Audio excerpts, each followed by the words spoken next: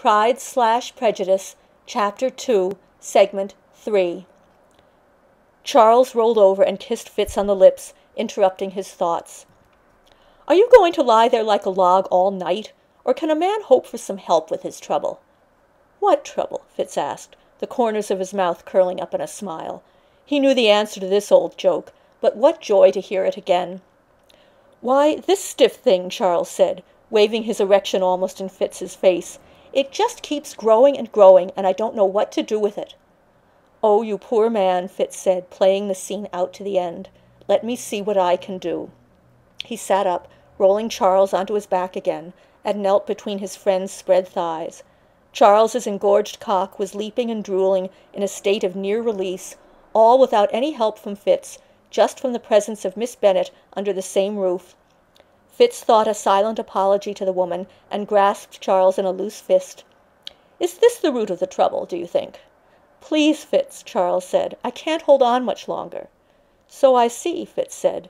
"And yet it seems to me we've had more than enough exertion for two tired old men this night." "I wish I'd never said anything," Charles said. "Not at all," Fitz said. "As you so wisely suggested, we ought to consider putting away childish things." He studied the live member, oozing clear liquid from its tip, the head already jutting out from the foreskin, and jerking in its own uncontrollable rhythm. "By the way, is this one of those childish things?" "Please, Fitz," Charles said again. His voice was suppliant, almost tearful. "Whatever I said before, I humbly beg your pardon. Just please, please do what you want." "Are you sure?" Fitz asked. "Do you know what I want?" "I can guess," Charles muttered, but laughing despite his distress.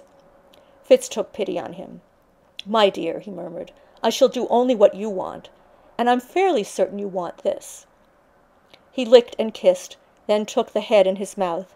He felt Charles's explosion almost upon him, and tried to prolong it, removing his mouth, making Charles moan in agony and lift his hips from the bed. Fitz could not draw things out forever, nor could he hold back his own desire, and he put his hands under Charles's firm buttocks, lifting him up with his muscular arms, opening his mouth and throat in a practised, smooth motion. When Charles discharged, Fitz swallowed it all, up to the balls. "Oh!" Charles sighed and groaned in ecstasy. "Oh, God, Fitz, you're a wonder." He turned onto his stomach without being asked or cajoled, knowing he owed his lover his reward. Fitz decided to try something else. "No," he said, "let me see your face." "Damn it, Fitz, you know I hate that." "But you promised I could do what I want, after," Fitz reminded him. "Bugger it, so I did," Charles admitted. "Not it," Fitz said. "You. I shall bugger you, face to face, as I prefer, and you will like it." "You can't make me like it," Charles said. "You can force me to submit, but no one can make someone like something he detests." "If he truly detests it, no," Fitz said. He was already lifting Charles's legs, placing the ankles over his shoulders, spitting into his hand, and readying himself and Charles's bum for his possession. "But if you merely find it embarrassing or improper," he raised his voice to a mincing, effeminate drawl, "then I think I can make you like it very well, despite all your maidenly objections." "Not such a maiden," Charles said, sucking in his breath as Fitz entered him. "No," Fitz said, "precisely my point." He pushed in farther, going slowly but inexorably forward, until he had buried his entire shaft in Charles's interior. "How do you like that?" Fitz whispered. He pulled out a few inches and pushed back in, still gently, but increasing the force incrementally. Charles found himself responding to the familiar amorous technique.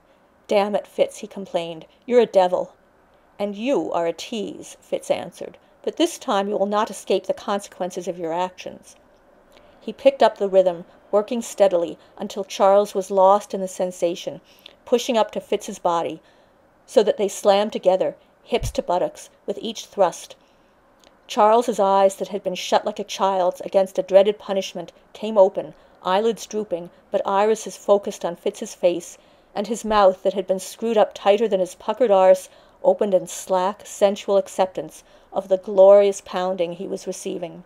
And his cock, that had so recently been drained, rose again, brought to precipitate resurrection by the deep penetration that found and repeatedly struck that mysterious place. As Fitz came, Charles's mouth stretched into a wide grimace of mingled pain and pleasure, and Fitz leaned down for a tender kiss. Charles discharged again, the effusion trapped between their bellies and heaving chests, gluing them together in a sticky, love-scented mess. Fitz allowed Charles's legs to descend, but remained inside him, his cock slowly deflating. "Did you like that, you little tease?" he asked. "You know I did, damn you," Charles said. "You know I can deny you nothing." "I know," Fitz said. He was purring with pleasure. "I know."